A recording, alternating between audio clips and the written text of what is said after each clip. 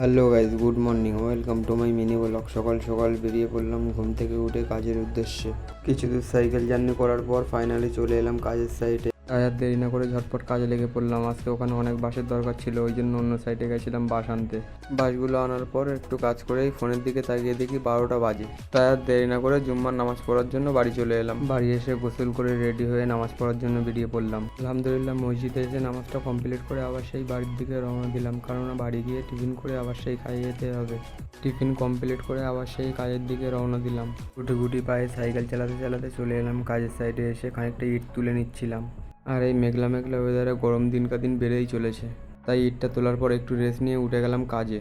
কাজ করতে করতে দেখি দূর থেকে একটা প্লেন যাচ্ছে, ওই জন্য আমার ক্যামেরা টেস্ট করার জন্য প্লেনটা জুম করে দেখছিলাম প্লেনের গায়ে কী লেখা আছে। গাইজ, তোমরা যদি দেখতে পাও যে কী লেখা আছে তাহলে কমেন্ট করে অবশ্যই জানাবে। তারপর কাজ করতে করতে হঠাৎ আবার সেই চলে এলো বৃষ্টি। আর বৃষ্টি আসার কারণে আজকে আর কাজ করতে পারিনি, তাই বৃষ্টি থামার পর চলে এলাম বাড়ি। দেখা হচ্ছে নেক্সট ভিডিওতে।